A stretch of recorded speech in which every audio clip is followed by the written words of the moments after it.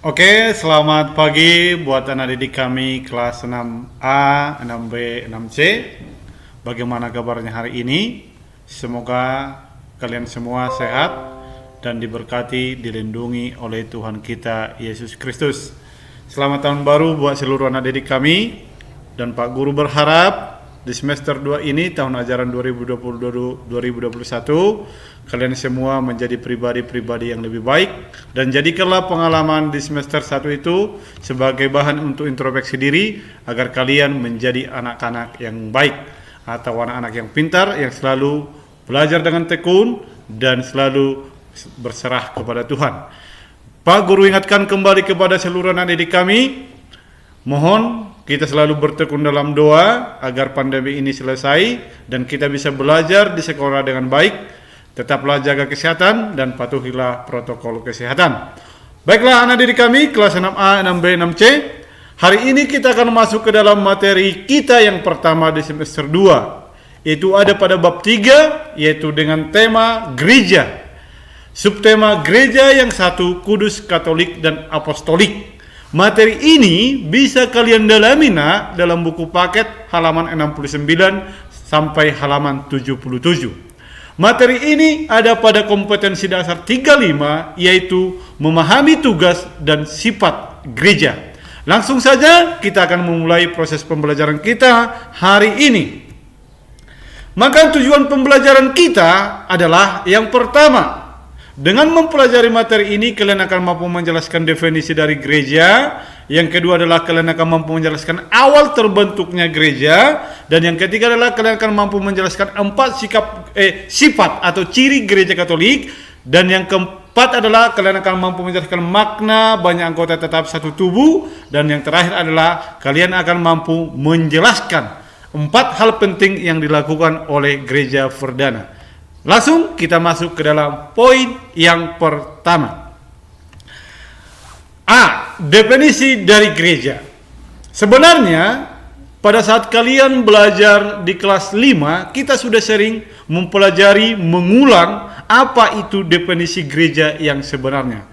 Di dalam video ini ada 2 gambar yang perlu kita amati. Gambar yang pertama adalah sebuah bangunan, itu bangunan gereja.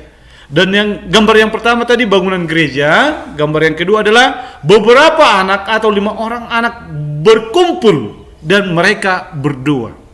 Lalu yang menjadi pertanyaan buat anak didik kami, siapakah gereja yang sebenarnya?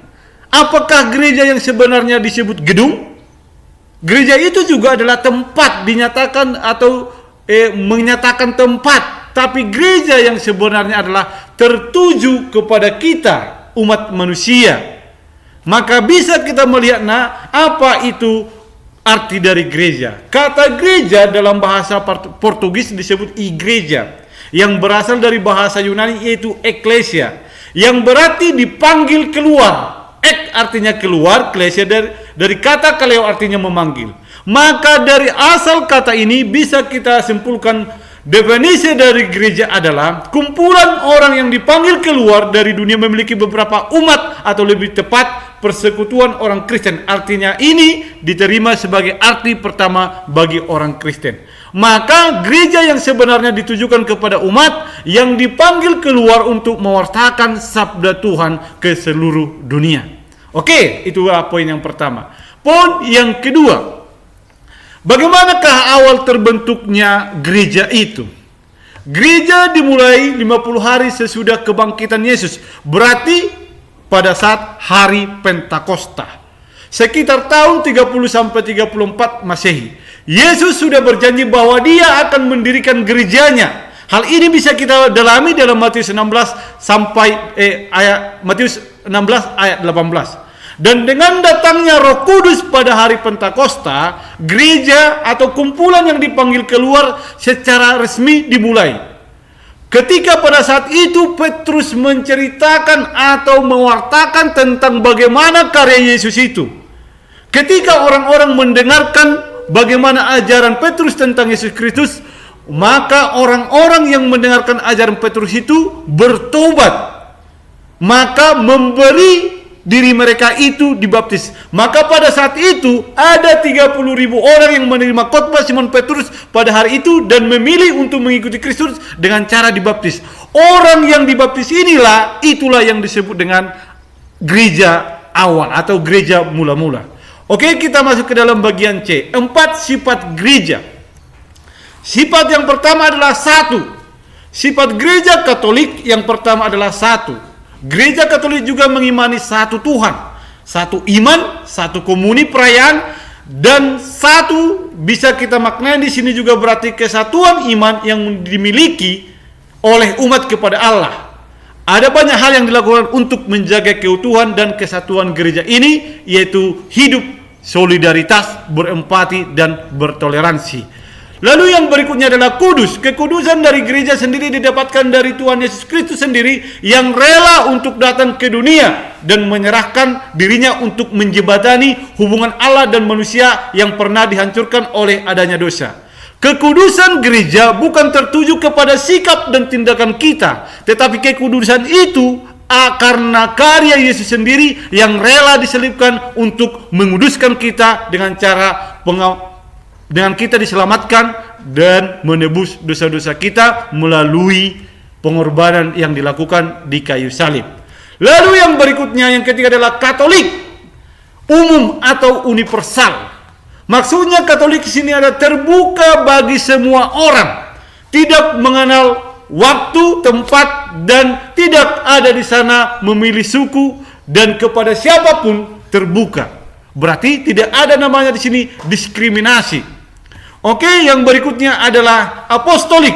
Sifat gereja Katolik yang keempat adalah yang terlahir dari apostolik. Maksud dari apostolik sendiri adalah bahwa gereja Katolik berpegang teguh pada ajaran Kristus dan ajaran para rasul. Gereja Katolik dalam perkembangannya dibantu dari digerakkan oleh Roh Kudus. Setelah Yesus bangkit dan kembali ke surga, ia menyuruh Petrus untuk melanjutkan tugas perutusan dan pewartaan kabar gembira.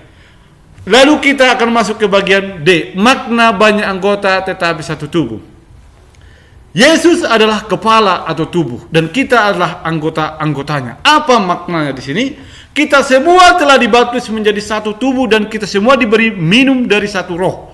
Kita semua memiliki fungsi khusus dan tubuh Kristus untuk saling menopang dan menjaga. Apapun karakter kita, warna kulit kita, suku atau kebangsaan kita, jika satu anggota menderita, semua anggota turut menderita. Jika satu anggota dihormati, semua anggota turut bersukacita. Karena kita sudah dipersatukan oleh satu tubuh, yaitu Kristus, maka kita harus hidup bertoleransi, berempati, dan hidup solidaritas kepada sesama. Bagian yang terakhir, mari kita amati keempat gambar ini. 4 kebiasaan gereja perdana. Dari gambar yang pertama ini bisa kita memahami mereka itu mengumpulkan hartanya, memecah-mecahkan roti, mereka bertekun dalam membaca